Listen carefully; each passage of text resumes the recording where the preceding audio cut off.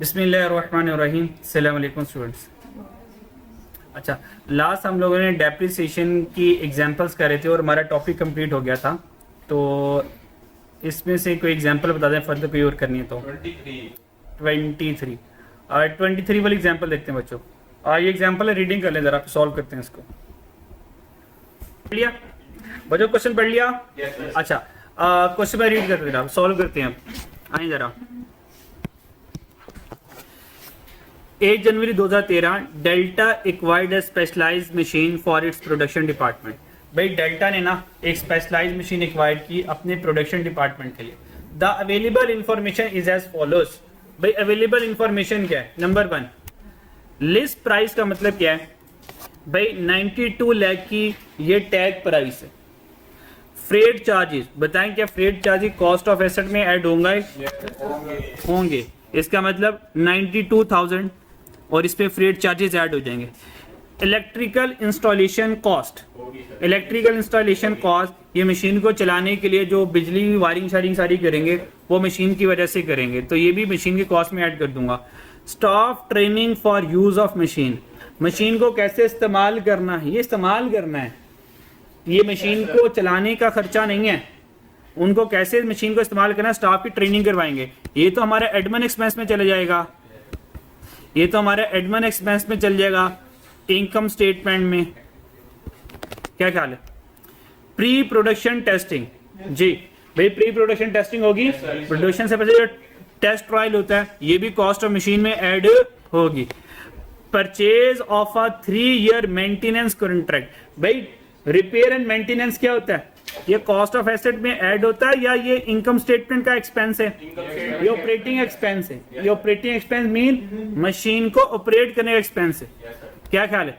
तो भाई जी, तो ये भी इनकम स्टेटमेंट में एज एन एक्सपेंस के तौर पे चला जाएगा। एस्टिमेटेड रेजिडुअल वैल्यू, ये जो हमने 92 लाख का मशीन खरीदेंगे उसकी रेजिडुअल वैल्यू कितनी है? 175,000। बात समझ लगती है? Discount trade settlement on list price, भाई ये 92 लाख में से 5% तो डिस्काउंट मिल जाएगा, और ट्रेड डिस्काउंट यानी कि सेटलमेंट डिस्काउंट तो रिकॉर्ड नहीं करते हम। क्या ख्याल है? तो नेट ऑफ मशीन की अमाउंट मुझे लिखनी पड़ेगी। 92 लाख को मल्टीप्लाई कर दूंगा 0.95% से, तो मेरे पास नेट ऑफ कॉस्ट आ जाएगी, यानी कि डिस्काउंट माइनस करने के बाद वाली कॉस्ट। और एस्टिमेटेड लाइफ कितनी है? 12,000। इसका मतलब ये जो 92 लाख की मशीन खरीदी ये मैक्सिमम कितने यूनिट बना पाएगी? 12,000 यूनिट बना पाएगी। तो अगर मैं आपसे पूछूं कि बच्चों कॉस्ट ऑफ मशीन क्या है, कॉस्ट ऑफ मशीन क्या है, बच्चों बता सकते हो मुझे? सबसे पहले परचेज प्राइस कितने की आई? डायरेक्ट कर दूं? डायरेक्ट कर लेते हैं बच्चों। परचेज प्राइस ये नेट ऑफ डिस्काउंट है, नेट ऑफ डिस्काउंट कर रहा हूं मैं। 92 लाख 5% डिस्काउंट के बाद 95% रह जाएगी। आंसर क्या आया? 87,40,000।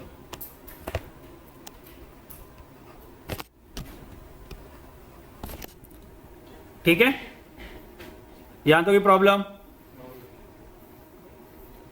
87,040 आएगा। एक जीरो कम हो गया, ठीक है, ओके। नेक्स्ट क्या है मेरे पास? भाई फ्रेट चार्जेस, इसमें ऐड कर दूंगा फ्रेट चार्जेस, ऐड कर दें फ्रेट चार्जेस। भाई फ्रेट चार्जेस कितने हैं? 263,000। और इसमें क्या है? इंस्टॉलेशन कॉस्ट, इंस्टॉलेशन कॉस्ट कितनी है? 245,000। और क्या बच्चों? प्री प्रोडक्शन टेस्टिंग यानी कि टेस्टिंग कॉस्ट, भाई वो कितनी है?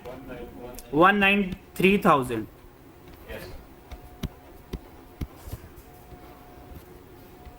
टोटल बताएं आंसर क्या आता है? 944,100। ये मेरे पास आ गई बच्चों कॉस्ट ऑफ मशीन, ये मेरे पास कॉस्ट ऑफ मशीन आ गई। इस कॉस्ट ऑफ मशीन में कोई टेंशन नहीं। अच्छा, आगे बढ़ते हैं। Machine over use during the year, हर साल कितने मशीन ओवर यूज हुए 2013 में, 14 में और 15 में, 13 में 2000 घंटे इस्तेमाल हुए, 14 में 3200 घंटे इस्तेमाल हुए और 15 में 1400 घंटे इस्तेमाल हुए। मेरे पास में लिखती है। अच्छा, कह सकता हूं depreciation on the basis of machine our चल रहा है। बताएं पहले साल की डेप्रिसिएशन कैसी आएगी? ये कॉस्ट ऑफ मशीन आ गई। 2013 में क्या करूंगा? 2000 डिवाइडेड बाय 12000 और मल्टीप्लाई बाय ये कॉस्ट, तो 2013 की डेप्रिसिएशन आ जाएगी। 14 की कैसे आएगी? 3200 divided by total life 12000 multiply by cost 944।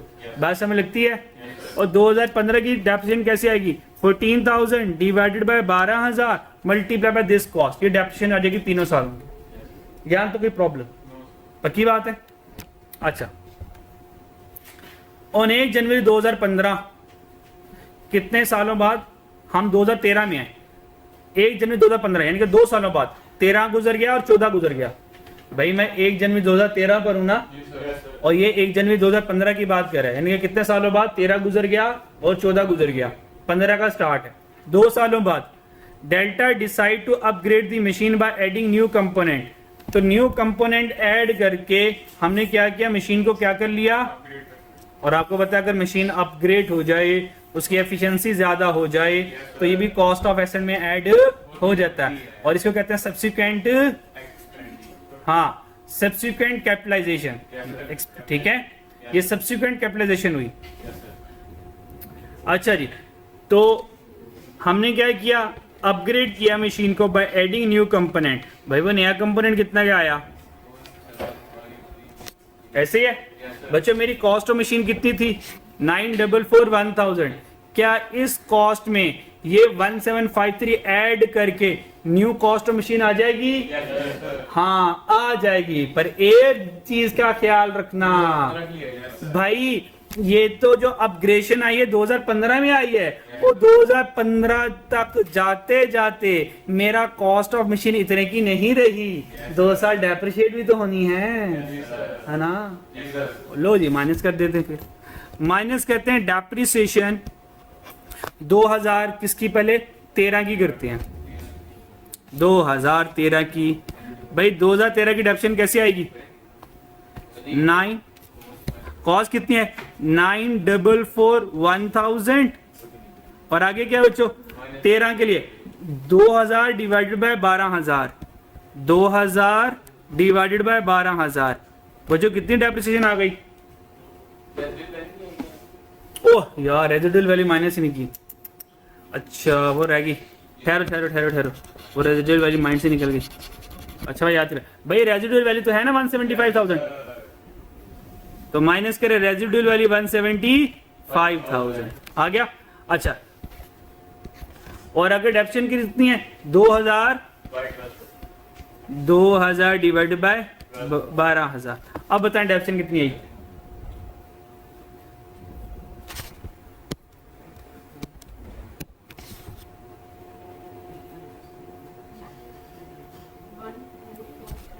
$1,544,333। ये डेप्रिसिएशन आ गई बच्चों। यहां तो कोई मसला? Any problem? किसी बच्चे का कोई प्रॉब्लम? कोई प्रॉब्लम? ये 2013 की आ गई। अब आ जाए 2014 की डेप्रिसिएशन। माइनस कर दें डेप्रिसिएशन 2014। मुझे समझ आ रही कि मैं सही वाली नीट कैलकुलेशन कर दूं आपको? समझ लग रही है ना? अच्छा, 2014 की डेप्रिसिएशन माइनस करते हैं। कॉस्ट माइनस रेजिडुअल वैल्यू तो वही रहेगी, कॉस्ट माइनस रेजिडुअल वैल्यू तो वही रहेगी, यानी कि 9441000 माइनस 175,000। ये तो कॉस्ट माइनस रेजिडुअल वैल्यू होगी। अब 2014 में कितने यूनिट मशीन आवर चले? 32। तो 32 डिवाइड बाय 12000 कर दूंगा, 3200 डिवाइडेड बाय 12000 कर दूंगा। डेप्रिसिएशन एक्सपेंस बताएं कितना आया?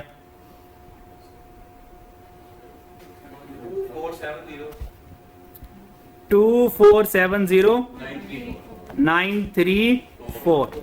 अब नहीं बस ठीक है, 934 हो गया। वो कॉस्ट ये है बच्चों, पहली वाली डेप्रिसिएशन 2013 वाली माइनस करें, फिर 2014 वाली माइनस करें तो ये 2015 की कैरिंग अमाउंट आ जाएगी। Yes sir. तो ये कैरिंग अमाउंट आ जाएगी 1 जनवरी 2015 इस डेट की, 1 जनवरी 2015 की कैरिंग अमाउंट कितनी आती है?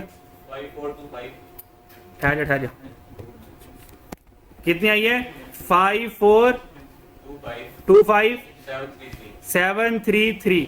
ये कैरिंग अमाउंट आ गई कब की? 1 जनवरी 15। और 1 जनवरी 15 को हमने न्यू कंपोनेंट ऐड किया जो था 1753। Yes sir. तो ऐड कर लेते हैं न्यू कंपोनेंट जो क्या आया 1753000। अब इन दोनों को ऐड कर लें तो ये हमारे पास कॉस्ट ऑफ मशीन आ जाएगी न्यू। कितनी आती है? 7178 733। ये मेरे पास कॉस्ट ऑफ मशीन आ गई। यहां तक बच्चों कोई परेशानी? No sir. कोई परेशानी है किसी बच्चे को? No sir. कुछ पूछना चाहते हो? नहीं। अब आ जाओ, रिक्वायर्ड क्या था for the year ended 31 December 2013, 14, 15 compute the relevant amount to be included in the statement of profit and loss account. कहता प्रॉफिट एंड लॉस अकाउंट में 2013, 14 और 15 में प्रॉफिट एंड लॉस अकाउंट में कौन सी अमाउंट जाएगी और स्टेटमेंट ऑफ फाइनेंशियल पोजीशन में कौन सी अमाउंट जाएगी। Not state financial statement are not required. तो बस एक्सट्रैक्ट्स बतानी है। Yes sir. तो हम ये कह देंगे 2013 में भाई इसमें से ये माइनस करेंगे तो 13 की कैरिंग अमाउंट में ये चले जाएगा, फिर इसमें से ये माइनस करेंगे 14 की कैरिंग अमाउंट में ये चल जाएगा, ठीक है, और 15 की तो कैरिंग अमाउंट में 1778 जाएगा। अच्छा, अब डेप्रिसिएशन और इनकम स्टेटमेंट में क्या जाएगा? 2013 की बात करूं, 13 में ये सारे खर्चे 13 के हैं। 13 में एडमिन एक्सपेंस जाएगा, ये वाला इनकम स्टेटमेंट में जाएगा।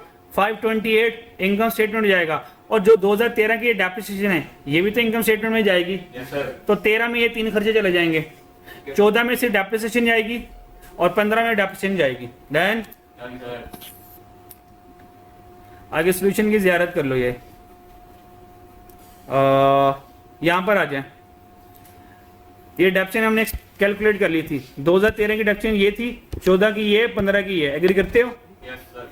और 13 में मेंटेनेंस कॉस्ट तीनों सालों की डिवाइड होगी, है ना। Yes sir. ये जो मेंटेनेंस कॉस्ट आई, ये जो मेंटेनेंस कॉस्ट है बच्चे कितने सालों की है? 3 सालों की है।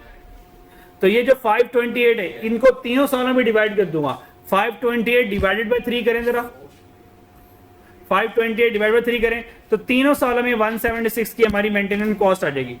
और एडमिन स्टाफ ट्रेनिंग से 2013 में देती थी, वो 2013 में आएगा।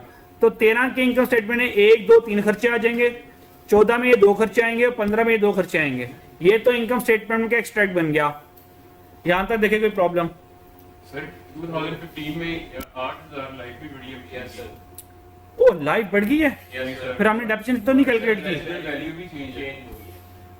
नहीं, वो हमने ना सिर्फ में 2015 की भी कैरिंग अमाउंट कैलकुलेट नहीं की है। Yes sir. ये तो अभी इस वक्त मैं 1 जनवरी 2015 की कॉस्ट कैलकुलेट करके बैठा हूँ। Yes sir. जब मैं इसकी डेप्रिसिएशन कैलकुलेट करूंगा तो कॉस्ट मेरी 7178733 होगी, माइनस करूंगा। अब 2015 की रेजिडुअल वैल्यू क्या है? 350। वो कितनी है? 350। तो इसमें से माइनस करूंगा 350,000, ये हो गया। अच्छा, और इन जनवरी 2015 टू 8000 मशीन आवर। अब मशीन आवर कितने रह गए हमारे पास? 8000 इंक्रीज हुए तो 80,000 जी? तो 8000 इंक्रीज हुए। 8000 इंक्रीज हुए। अपग्रेडेशन किए है ना। पुरानी वाली मशीन की कैपेसिटी थी 12000 मशीन आवर चलेगी, वो पुर्जा लगाया। अपग्रेडेशन होने से जो लाइफ है वो 8000 घंटे और बढ़ गई। इसका मतलब टोटल लाइफ कितनी हो गई? 20,000। तो 20000 लाइफ से क्या कर देंगे? डिवाइड कर देंगे। और 2015 में कितने घंटे मशीन आवर चले? 1400। तो मल्टीप्लाई बाय 1400 कर दूंगा, ये 2015 की डेप्रिसिएशन आ जाएगी। बात समझ आई? जी सर। कितनी आई? 478011। डन। यहां पर आ जाए। ये दो नहीं, गलत है यार, ये तो सर वो 8,000 और 20,000 की जगह मिलेगा।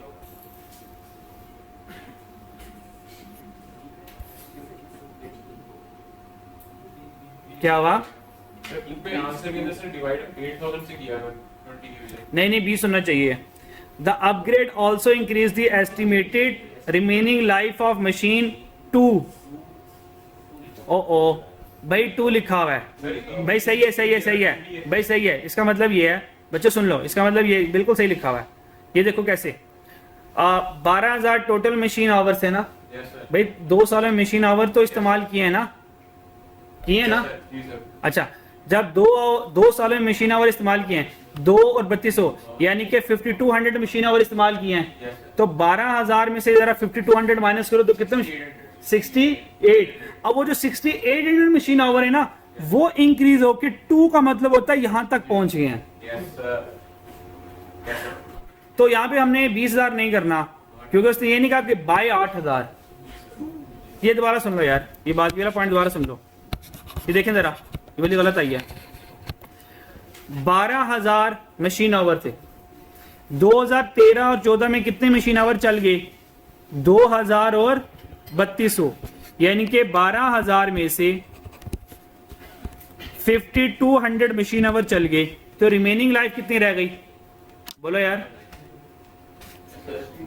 कितने रह गए? ये 6800। 6800। ये 6800 मशीन आवर रह गए। Yes sir. पुर्जा लगाया तो ये जो 6800 आवर है, ये इंक्रीज होकर कितने आवर तक पहुंच गई कैपेसिटी? 8000 2 का मतलब है 6800 से एफिशिएंसी इंक्रीज हुई आवर की, और अब मैक्सिमम 8000 आवर दोगे। Yes sir. तो दैट्स वाई 2015 की डेप्शन के लिए यहाँ पे 8000 आएगा। बात समझ आई? Yes sir. अब बताओ आंसर क्या आता? 1195 028। ये वाली भाई हमारे पे डेप्रिसिएशन आ गई, यस सर। ये आ गई 1195028। डन। ये 13 की डेप्रिसिएशन, ये 14 की डेप्रिसिएशन, और ये 15 की हमने डेप्रिसिएशन कैलकुलेट किया। डन। मेंटेनेंस एक्सपेंस 5 to 8 था, 3 सालों का, तो हर साल पर डिवाइड कर दिया, और स्टाफ ट्रेनिंग सिर्फ हमने 2013 में दी थी। डन हो गया। ये इनकम स्टेटमेंट आइटम आ गई। अब आ जाए बैलेंस शीट पे। बैलेंस शीट पर यहां पर आ जाए, ये जो मैंने कैलकुलेट करवाई बैलेंस शीट में, यस सर। 944,100, इसमें से ये माइनस करूंगा 154433, तो 2013 की कैरिंग अमाउंट आ जाएगी। उस कैरिंग अमाउंट में से 14 की डेप्शन माइनस करूंगा तो 14 की कैरिंग अमाउंट आ जाएगी। बात समझ आ रही है? और उसके बाद इस कॉस्ट में से 15 की डेप्शन माइनस करूंगा तो 15 की कैरिंग अमाउंट आ जाएगी, और ये बैलेंस शीट में तीनों वैल्यू चले जाएंगी जो ये पड़ी हुई है। 2013 की कॉस्ट, उसकी डेप्शन, तो ये चलेगी बैलेंस शीट में। Yes sir. ये 14 की आ गई और ये 15 की आ गई। यहां तक कोई परेशानी? कोई परेशानी नहीं। अच्छा जी। और कॉस्ट ऑफ मशीन हमने पहले कैलकुलेट कर लिया है, ठीक है। और ये हमारे पास ओरिजिनल कैपिटलाइजेशन आ गई अपग्रेडेशन वाली। और खैर इसकी जरूरत नहीं, हमने पैसे जबानी कैलकुलेट कर लिया। अब बताएं इसके क्वेश्चन में कोई प्रॉब्लम हो? Any problem? No sir.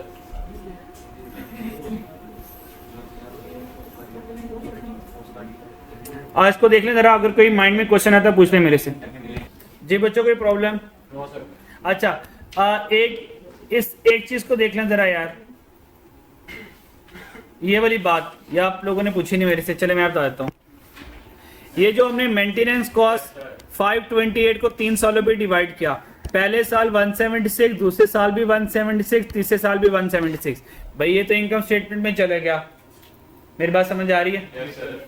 अच्छा, जब मैं 2013 में हूंगा बच्चों, जब मैं 2013 में हूंगा तो कह सकता हूं 2013 में ही मैंने 528 का एक्सपेंस रिकॉर्ड कर लिया, जी सर। Yes sir. और ये एक्सपेंस ऐसा था जो मैंने एडवांस में ही बुक कर लिया। Yes sir. हालांकि ये 528 आज मैंने मेंटेनेंस कॉस्ट एक्सपेंस बुक कर लिया, हालांकि इसने इंकर कब होना है? एक ने 13 में, एक ने 14 में, एक ने 15 में। क्या मेरी बात समझ आ रही है? जी सर। अच्छा जी। तो कह सकता हूं अगर हमने एक्सपेंस एडवांस में बुक कर लिया, फ्यूचर में इसे भी बेनिफिट लेना है, तो ये हमारा एसेट बन जाएगा। हमारा क्या बन जाएगा? एसेट में बन जाएगा। अच्छा, जब मैं, अब मेरी बात गौर से सुनिए जरा, ये 3 है, ये वाला तो मैंने रिकॉर्ड कर लिया, ये तो इनकम स्टेटमेंट में एज एन एक्सपेंस हो गया। कह सकता हूं, हेलो बच्चों, कह सकता हूं ये वाला एक्सपेंस जो 2015 वाला है, ये तो लॉन्ग टर्म वाला एक्सपेंस है, तो ये मेरी लॉन्ग टर्म प्री पेमेंट हो गई और ये वाली मेरी शॉर्ट टर्म प्री पेमेंट हो गई। बात समझ आ रही है? तो 2013 में ये 176 ये शॉर्ट टर्म प्री पेमेंट हो गई और ये वाला 176 मेरी लॉन्ग टर्म प्री पेमेंट होगी 2013 के हवाले से सोचूं तो, क्योंकि 2013 में एक पेमेंट एक्सपेंस होगी, बाकी 2 तो अगले साल होनी है, तो एक शॉर्ट टर्म बन गई, एक लॉन्ग टर्म बन गई। एक ने अगले साल ही हो जाना, एक ने 1 साल के बाद होना, 1 साल के बाद वाला लॉन्ग टर्म हो जाएगा और उस साल के अंदर वाली शॉर्ट टर्म बन जाएगी। अगर मैं 2013 में बैठा हुआ हूं और मुझे यहाँ से बैलेंस शीट यहाँ से फाइंड करनी है, तो भाई 176 तो उसी साल पे हो गया, इसकी कहानी खत्म हो गई। अब ये जो 176 है जो 2014 में पे करूंगा, ये साल के अंदर अंदर ही पे हो जाएगा। कह सकता हूं ये शॉर्ट टर्म मेरी प्री पेमेंट आ गई, शॉर्ट टर्म प्री पेमेंट आ गई, और इस वाले ने तो साल के बाद पे होना है, इंकर होना है, तो ये मेरी लॉन्ग टर्म प्री पेमेंट हो गई, यानी कि लॉन्ग टर्म एसेट हो गया मेरा। ये बात समझ आई? जब 2014 में आऊंगा तो 2014 में तो 176 का एक्सपेंस पे हो गया होगा, पर 2014 में ये एक ऑलरेडी एडवांस वाली पेमेंट आ रही है, ये एडवांस वाली पेमेंट अगले साल हो जाएगी, तो ये शॉर्ट टर्म में आ रही है, और 15 में आखिरी पेमेंट रहेगी, वो पे हो गई, तो दैट्स 15 के लिए कोई शॉर्ट टर्म भी नहीं होगा, कोई लॉन्ग टर्म भी नहीं होगा। ये चेक करें, यहां ये वाली बात समझ आई कि 176 शॉर्ट टर्म और लॉन्ग टर्म कैसे बना। जो अगले साल के अंदर अंदर पे हो जाएगा वो शॉर्ट टर्म में, जो उससे अगले साल गया वो लॉन्ग टर्म में आ गया। Any problem? जो सेकंड वाली मोड़े ही शॉर्ट टर्म कैसे हुई, इसकी इतनी कंफ्यूजन है। पहले शॉर्ट टर्म होगी, लास्ट वाली लॉन्ग टर्म होगी। देखो एसेट वो है जो साल के अंदर अंदर होगा, ये तो 31 दिसंबर तक तो खर्चा हो गया ना, ये 176 तो 31 दिसंबर 2013 साल 13 खत्म हो गया, अगला साल 14 शुरू हो गया, तो उस 14 के अंदर अंदर जो पेमेंट करनी है 176 ही है ना, वो शॉर्ट टर्म नहीं। जो 14 के बाद 15वां आया उसके तो साल गुजर गया ना एक, तो लॉन्ग टर्म में चले गया। 13 के लिए 14 शॉर्ट टर्म है और 13 के लिए 15 लॉन्ग टर्म है, और 13 तो ड्यूरिंग द एक्सपेंस इंकर कर लिया एक्सपेंस। क्या ख्याल है? Yes sir. मेरी बात समझ आ रही है? ये 2013 का एक्सपेंस हो गया, ये वाला एक्सपेंस कब होना है? 1 साल बाद, तो ये 1 साल का एसेट बन गया मेरा, तो 1 साल का एसेट शॉर्ट टर्म एसेट होता है, और 13 की मौजूदगी में 15 कम से कम साल बाद होगा, तो ये लॉन्ग टर्म एसेट बन गया मेरा।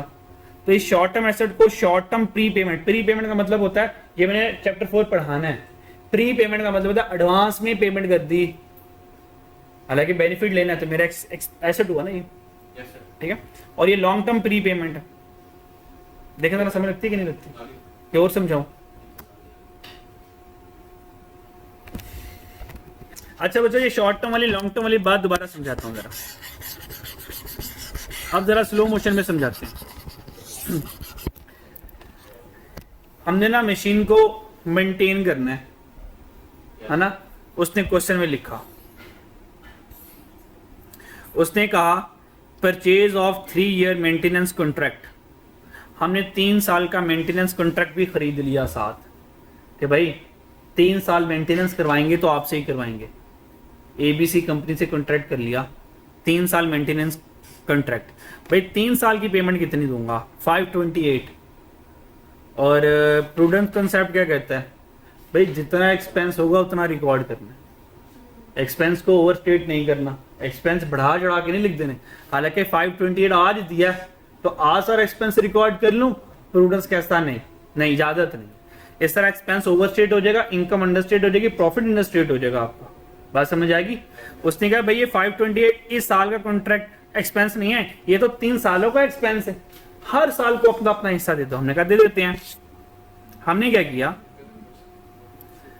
528, ये 528 1 साल का खर्चा है, 3 सालों का खर्चा है? 3 सालों का। तो मैंने 3 सालों पे डिवाइड कर दिया, 178 2013 का आ गया, फिर 176 14 का, और ये 15 का। ये तो इनकम स्टेटमेंट में एज एन एक्सपेंस आ गया। मुझे बताओ इसमें कोई परेशानी? कोई परेशानी नहीं। अब मैं जब इसी वाली बात को बैलेंस शीट में लिखूंगा, आपको पता है बैलेंस शीट में एसेट और लायबिलिटीज आती है।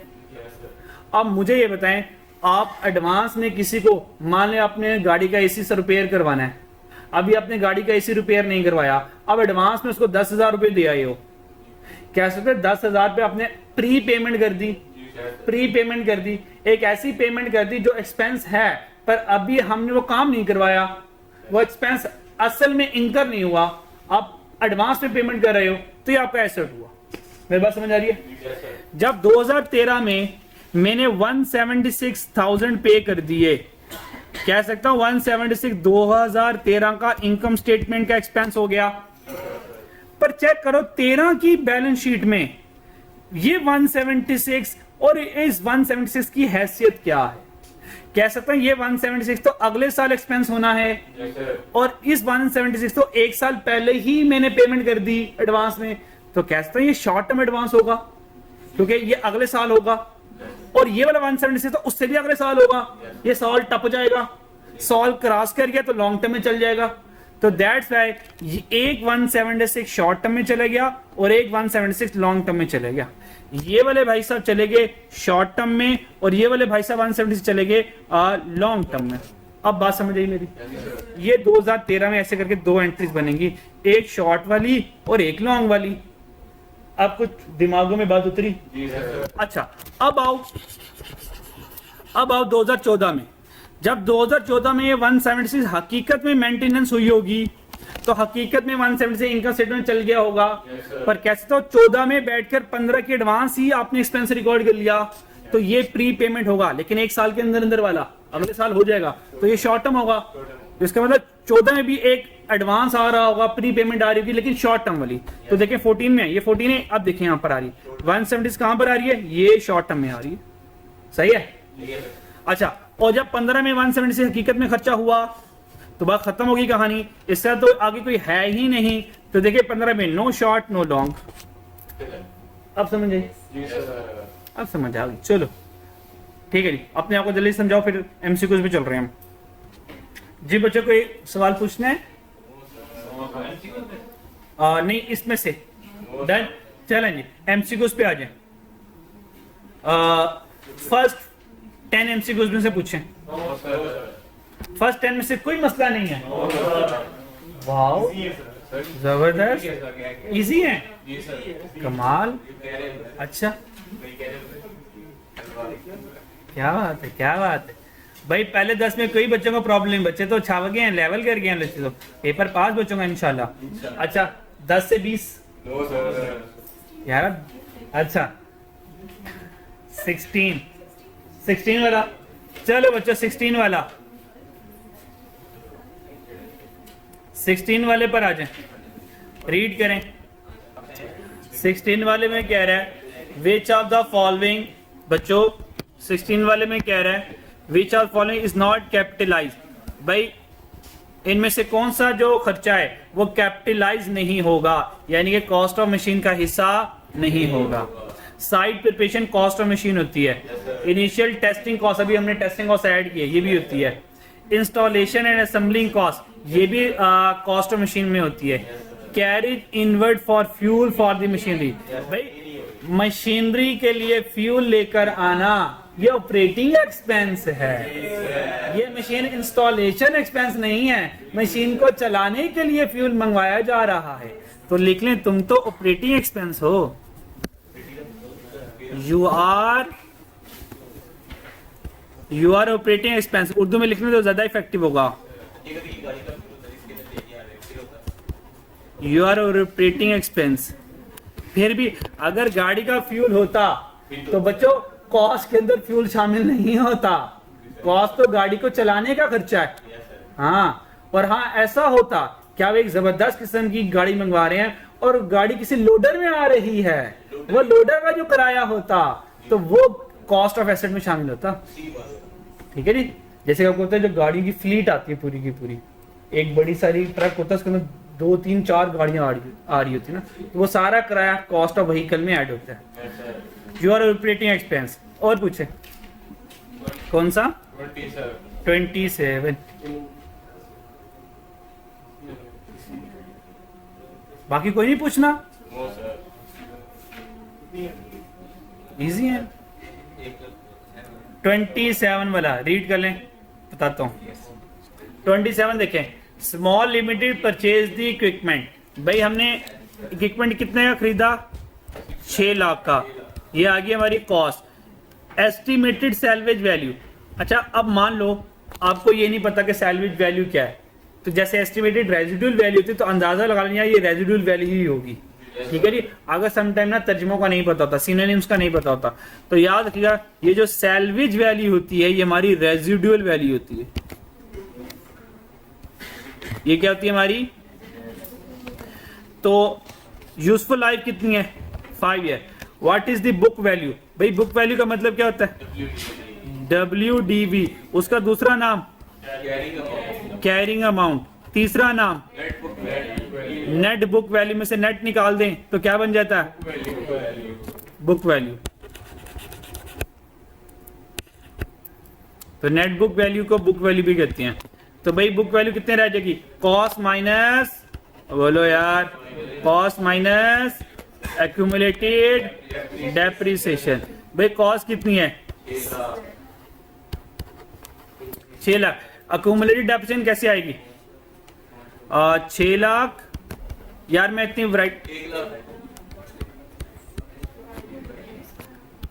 डिवाइडेड बाय 5, आंसर कितना आया, 1 लाख।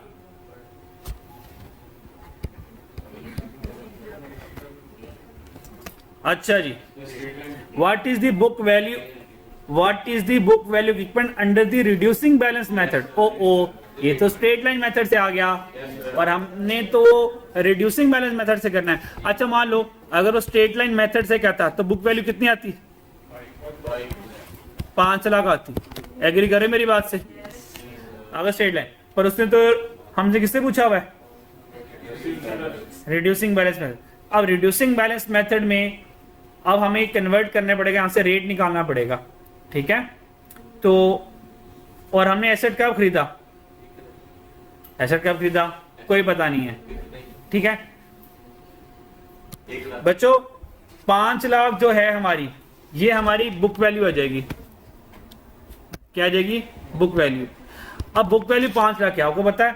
इसके बाद अगर मैं डेप्रिसिएशन कैलकुलेट करता तो 5 लाख पर कैलकुलेट करता अंडर रिड्यूसिंग बैलेंस मेथड, और स्ट्रेट लाइन मेथड से 6 लाख के ऊपर करता। तो first calculation straight line method से हो या तो रिड्यूसिंग बैलेंस मेथड से, वो सेम रहती है।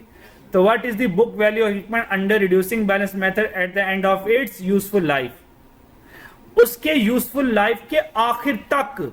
इसका मतलब मुझे 5 सालों तक जाना है, ओए 5 सालों तक जाना है, तो मैं थक जाऊंगा ना, रिक्शा करा लेते हैं, कराएं। अब मेरा वो फॉर्मूला आपको बचाएगा, याद है आपको मैंने फॉर्मूला सिखाया था डायरेक्ट WDV तक, क्या फॉर्मूला था, W, ये रेस कर दूं जरा, रश कम हो जाएगा। अब यहां से क्योंकि मुझे 5 साल की कैलकुलेशन करनी है, तो सबसे पहले मैं रेट कैलकुलेट कर लेता हूं। तो रेट का फॉर्मूला था 1 minus useful life, 5th root आ गया, residual value, residual value over cost, over cost, cost कितनी है 6 लाख। बताएं रेट कितना आता है, रेट बताएं क्या आता है यहाँ पे। अच्छा जी, तो बच्चों यहां से जो परसेंटेज आ जाएगी वो मेरे पास आएगी 30.12%, यानी कि 0.30117 है। तो 117 को राउंड करना 2 डेसिमल प्लेस पे, तो परसेंटेज बनती है 30.12%। डन बच्चों। अब मुझे 5 सालों की WDV चाहिए, तो आपको पता है वो कंपाउंड इंटरेस्ट वाला शॉर्टकट लगेगा हमारा, WDV, यानी कि तुम तो हो future value is equal to present value कितनी है 6 lakh, 1 minus 30% mean 0.3012 to raise power 5, और ये WDV अप्रोक्सीमेट आ गई 1 लाख। डायरेक्ट आंसर आ गया, याशी मारे हैं। नहीं तो आप वैसे चल सकते हो, जैसे मैंने शुरू में कहा था कॉस्ट माइनस करते रहो हर साल, तो 5 साल तक 1 लाख रह ही जाएगा। ये जरा टाइम सेव प्रोग्राम है, वरना आपको पता आसान तरीका तो हमारे पास है ही है। पहले साल आई कैरिंग अमाउंट 5 लाख, 5 लाख में से 1 लाख फिर माइनस करो। नहीं, पहले साल तो 1 लाख की डेप्रिसिएशन आई ना। सर इसका प्रोग्राम नंबर 2 भी करवाता हूं नन्हे मुन्ने बच्चों के लिए। पहले वाला तरीका क्या था, हेलो बच्चों, ईयर 1 की डेप्रिसिएशन कैसे आई थी? कॉस्ट कितनी है माइनस रेजिडुअल वैल्यू कितनी है? 1 लाख। और एस्टिमेटेड यूजफुल लाइफ कितनी है? 5। आंसर कितना आया? 1 लाख आ गया। अब नन्हे मन्ने बच्चों के लिए, बच्चों 1 लाख की डेप्रिसिएशन 1 लाख, तो 5 सालों की डेप्रिसिएशन 5 लाख है ना, 5 लाख, तो 5 सालों की डेप्रिसिएशन होगी 5 लाख। एसेट मेरा है 6 लाख का, 5 सालों में 5 लाख का डेप्रिसिएट हो गया और 1 लाख डब्ल्यूडीवी बच गई। हाँ, ये स्ट्रेट लाइन मेथड है, वैसे बात तो सही कह रहे हैं वैसे, फिर 1 by 1 चलना पड़ेगा वैसे। हाँ, तो पहले हम रेट से भी तो कर सकते हैं ना, 6 लाख रेट मल्टीप्लाई करेंगे 30.12 से, कर सकते हैं, ऐसे भी कर सकते हैं, तो 4 लाख समथिंग आएगा। फर्क करता है उससे कुछ नहीं, इसमें भी यही आएगा। उसमें ये हो जाएगा जैसे कि पहले साल की डेप्रिसिएशन 1 लाख आई है ना, तो पहले साल की कैरिंग अमाउंट होगी 5 लाख, हो गई 5 लाख। अब वो जो 5 लाख अब रिमेनिंग 4 सालों पर डिवाइड होगा। जब 4 सालों पर डिवाइड होगा तो 5 lakh minus residual value 1 lakh, 4 lakh, तो 4 लाख डिवाइड बाय 4 दोबारा 1 लाख आ गया। अगर हम रेट वाले फॉर्मूले से करते हैं तो सीधा सीधा कॉस्ट को रेट से मल्टीप्लाई करेंगे। हाँ हाँ, कॉस्ट पे रेट से, फिर हमें कैरिंग अमाउंट थोड़ा बहुत फर्क आ जाएगा उससे, थोड़ा बहुत ज्यादा फर्क आ रहा है। 6 लाख का 30.12 से मतलब मल्टीप्लाई करेंगे परसेंट से, हाँ हाँ, 4,90,000 आएगा, अब जाएगा 5 लाख आएंगे। अगर आप परसेंटेज से जाते हो तो यस सर, सीधा सिंपल परसेंटेज से।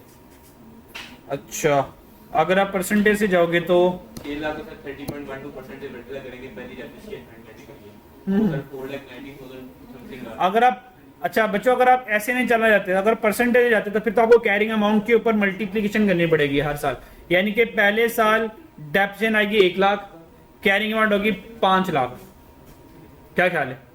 6 लाख कॉस्ट है ना, 1 लाख पहले साल के डेप्रिसिएशन के लिए, तो 5 लाख, तो 5 लाख के ऊपर आप 30.12% लगाओगे, फिर आगे इस तरह करते चले जाओगे।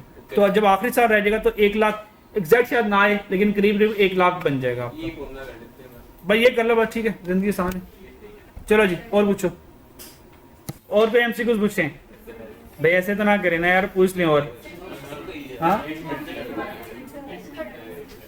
अच्छा जी, नेक्स्ट बच्चों 38 वाले पर देखते हैं। 38 वाले में क्या मसला है? 38 वाला है, इसकी रीडिंग करें जरा। जी बच्चों, क्वेश्चन पढ़ लिया, चलें, सवाल खत्म, आंसर आ गया। ये देखें, आना परेशानी में कितना ज्यादा। N entity which makes up, बच्चों इंग्लिश पे गौर करना, बाकी आंसर तो एक लम्हे में आ जाएगा। An entity which makes up it account annually to 31 December provides for depreciation of its machinery at the rate of, depreciation का रेट क्या है? 10%। स्ट्रेट लाइन मेथड है।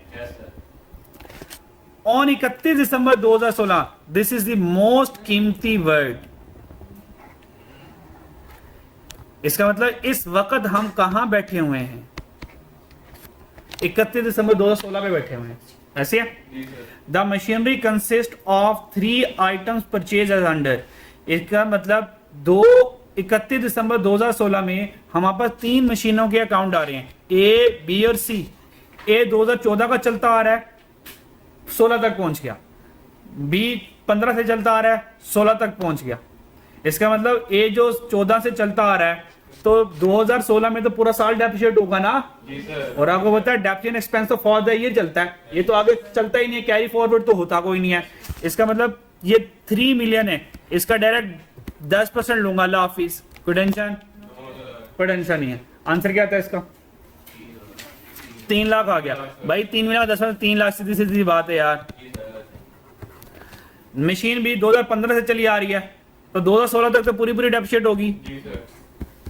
तो 2 मिलियन का 10%, 200, 2 लाख। एग्री करते हो? सर ये मशीन सी तो हमारे वाले साल जुलाई में आई है, और तुम तो सिर्फ 6 माह तक डेप्रिशिएट होगे, है ना। तो इधर आएगा multiply by 10%, multiply by 6/12, answer is 2 lakh. तो 2016 की टोटल डेप्रिसिएशन कितनी हो गई? 7 लाख, और आंसर इज चार्ली। बच्चों ये बात सुन लो, नन्हे मुन्ने बच्चों ये बात सुन लो, ये जो मशीन भी है ये अप्रैल 2015 में हमने खरीदी।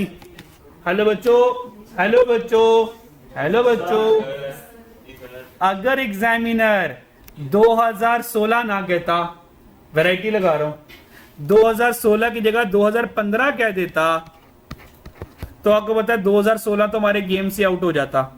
एग्री करते हो मेरी बात से? इसका मतलब वो एसेट जो 2014 से चल रहा आ रहा है वो 15 वाले साल में पूरा डेप्रिशिएट हुआ होगा, ये 3 लाख तो आ गया। और 2015 में मशीन भी तो अप्रैल को आई, तो जनवरी, फरवरी, मार्च, तो ये तो सिर्फ 9 माह के लिए डेप्रिशिएट होगी। तो ये 9/12 करूंगा और इन दोनों को ऐड कर दूंगा, ये 2015 की डेप्रिशिएशन आ गई। बात समझ आइए? जी सर। Yes sir. अच्छा, कोई प्रॉब्लम हो? अच्छा, अब कहीं ये तो नहीं सोच रहे सर हम ना 2016 में हैं, हम 2016 में हैं तो 16 के लिए मशीन भी तो अप्रैल 15 में आई, तो 9 माह ये भी शामिल करें और 16वां वाला पूरा साल भी शामिल करें? भाई नहीं, जब ये 15 में खरीदी थी, ये 15 के लिए तो डेफिसिट हो गई और 15 की तो इनकम स्टेटमेंट चार्ज हो गई, 16 में तो 16 की डेफिसिट आएगी, है ना? और जो अगर आप इसको इकट्ठी कर दोगे, ये तो आप एक्यूमुलेटेड डेप्रिसिएशन कर रहे हो। ये डेप्रिसिएशन एक्सपेंस तो फॉर द ईयर होता है, डेप्रिसिएशन एक्सपेंस तो फॉर द ईयर होता है। जिस साल का होगा उसी साल दफन हो जाएगा, अगले साल जिंदा नहीं होगा। जबकि एक्यूमुलेटेड डेप्रिसिएशन हर साल इकट्ठी हो रही होती है। अगर आप इसका अकाउंट बनाएं, अगर आप इसका अकाउंट बनाएं तो फिर आंसर डायरेक्ट फिर भी यही आएगा। क्या बात समझिए बच्चों? बच्चों ऐसा ही होगा ना? यानी कि अगर आप कहते हैं मैं अकाउंट बना के बता देता हूँ बात, समझ लग गया? अगर आप कहें तो मैं अकाउंट बना के अभी एक पक्की, मतलब ऐसे करके टी अकाउंट बनेगा, ऐसे करके। तो जब 1 जनवरी 14 होगा तो मशीन 3 मिलियन आई होगी, वो ऐसे करके क्लोज हो गई, ऐसे है। फिर वो 1/1/15 में ब्रॉड फॉरवर्ड 3 मिलियन की आई होगी। फिर ये अप्रैल 15 में ये 2 मिलियन की मशीन आई होगी। अकाउंट ही गलत चला वो मुझे लिखने नहीं दे रहा। बात समझ लगी वैसे? चलो और सवाल पूछे हैं 50 तक। हाँ, अब नहीं बनाना है तो कहते बना दे, तुम बना दो क्या है जज़ाक। और पूछो यार, छुट्टी चाहिए। चलो बच्चों, अगर कोई प्रॉब्लम हुई तो मुझे बता दीजिएगा। कल मसले मसाइल, हाँ कल मसले मसाइल डिस्कस कर लेंगे और इंशाल्लाह न्यू चैप्टर स्टार्ट करेंगे। अपना ख्याल रखिएगा। अल्लाह हाफिज़।